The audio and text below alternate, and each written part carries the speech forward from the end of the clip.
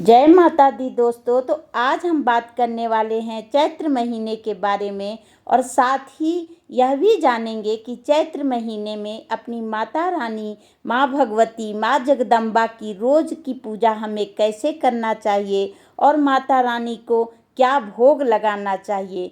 तो दोस्तों, हिंदू धर्म में चैत्र महीना बहुत ही पवित्र और शुभ महीना माना जाता है। वह महीना है जिसे हिंदू नया साल की शुरुआत मानी जाती है। इसी महीने में चैत्र नवरात्रि भी आती है, जब माँ दुर्गा के 9 रूपों की पूजा हम लोग करते हैं। इस पूरे महीने अगर कोई व्यक्ति सच्चे मन से माता रानी की पूजा करता है तो ऐसा हमारा मानना है कि माता रानी उसकी सभी मनोकामनाओं को जरूर पूरा करती हैं और घर में सुख समृद्धि बनी रहती है। लेकिन कई लोग यह समझ नहीं पाते कि चैत्र महीने में रोज माता रानी की पूजा हम कैसे करें।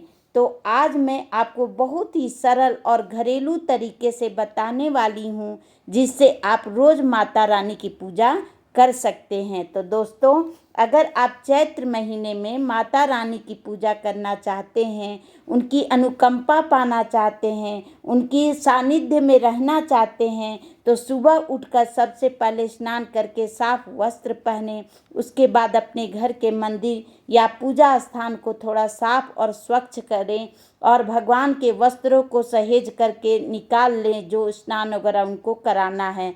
अब माता रानी की मूर्ति या फोटो के जो भी है उनको उनके सामने जा कर के हम लोगों को पूजा पाठ करना है, ठीक है। हिंदू धर्म में चैत्र की विशेष महत्व होता है, क्योंकि इस महीने में हम नया साल भी शुरू होता है और इस महीने में ब्रह्मा जी ने सृष्टि की रचना की थी और ब्रह्मा जी ने सृष्टि को चलाने के लिए सबसे पहले जौ डाली थी। इसी दिन से सतयुग का भी आरंभ हुआ था, ठीक है। तो होली के अगले दिन से ही चैत्र महीना शुरू हो जाता है, लेकिन 15 दिन बाद हिंदू नव वर्ष प्रारंभ होता है प्रतिपदा तिथि से, ठीक है। तो हम लोग अब माता रानी की पूजा पाठ कैसे करना है, तो देखिए मैंने मंदिर में रखा है, कितना सुंदर लग रहा है। तो इस तरह से पॉजिटिविटी के लिए अपने मंदिर में कुछ प्लांट को हम लोगों को ज़रूर रखना चाहिए, जिससे पॉजिटिविटी बनी रहे। दोस्तों, हम लोग माता रानी को आदि शक्ति मानते हैं, यानी इसे पूरा संसार की शक्ति का स्रोत माना जाता है। माता रानी को माता रानी हमारे अलग अलग नामों से जाना जाता है। दुर्गा माता, अम्बे माता, माँ जगदम्बा, शेरा वाली माँ। तो इस तरह से जब संसार में अधर्म बढ़ता है और लोगों पे संकट आता है, तब माता रानी अलग अलग रूप में भक्तों की रक्षा करने के लिए आती हैं। तो इस तरह से माता रानी को मनाने के लिए वो हमारी हर तरह से रक्षा करें, इसके लिए हमें भी प्रयत्न करना चाहिए। माता रानी को सुंदर सुंदर फूलों से अपने माता रानी का पूजा पाठ करना है। अपने बगीचे से सुंदर सुंदर फूल तोड़िए और अपनी माता रानी को फूलों की सेवा दीजिए, ठीक है। तो इस तरह से चैत्र महीने में हम लोग माता रानी की भक्ति के लिए बहुत खास माना गया है। इस महीने में अगर हम रोज़ माता रानी की पूजा करते हैं, दीपक जलाते हैं और माता रानी की पूजा पाठ और उनको याद करते हैं, तो हमारे घर में सुख शांति और समृद्धि हमेशा बनी रहती है। कई लोग पूरे महीने भी व्रत करते हैं और माता रानी की आराधना करते हैं। इसमें बहुत सारे त्यौहार आते हैं, जैसे शीतला सप्तमी आती है, अष्टमी बसौड़ा की पूजा की जाती है, फिर नवमी आती है। तो इस तरह से ये पूरा महीना ही माँ को समर्पित होता है। तो देखिए दोस्तों, चैत्र महीने में माता रानी की रोज पूजा हमें कैसे करनी है। सुबह थोड़ा जल्दी उठने का हम लोगों को कोशिश करना है, स्नान वगैरह करके साफ स्वच्छ वस्त्र पहन के।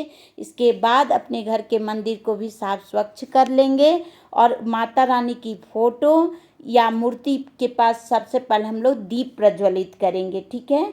तो ये देखिए मैंने पूजा पाठ के सारे सामान तैयार कर लिए हैं। जल में लोटा भरा जल भर लिया है, उसमें गंगा जल डाल लेंगे और सारी सामग्रियों को पहले हम लोग इकट्ठा कर लेंगे और सबसे पहले दीप प्रज्वलित करेंगे। दीप प्रज्वलित करने के बाद दीप का पूजन करते हैं, क्योंकि माँ ज्योति स्वरूपा भी हैं, ठीक है। तो उसमें हल्दी, कुमकुम, अक्षत डाल करके ज्योति की पूजा करनी है। उसके बाद हाथ में अक्षत फूल लेकर के माँ के चरणों का ध्यान करते हुए माता रानी को फूल अर्पण करेंगे।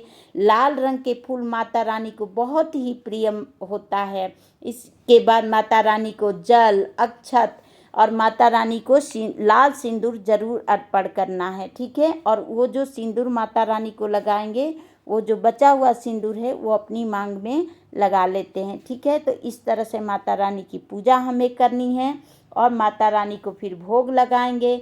आप चाहें तो केला, नारियल, मिश्री, खीर, हलवा, किसी भी तरह चीज़ों का आप भोग लगा सकते हैं। इनमें से कोई भी जो चीज़ हमारे पास उपलब्ध हो उससे माता रानी को भोग लगाएंगे और माता रानी को, और पूरा अगर आप चाहें तो पूरा महीना आप सप्तशती का पाठ कर सकते हैं, नहीं तो नवरात्रि में तो हम लोग सब कोई करेंगे ही। तो इस तरह से फूलों से अपने मंदिर को खूब सुंदर से सजा देना है।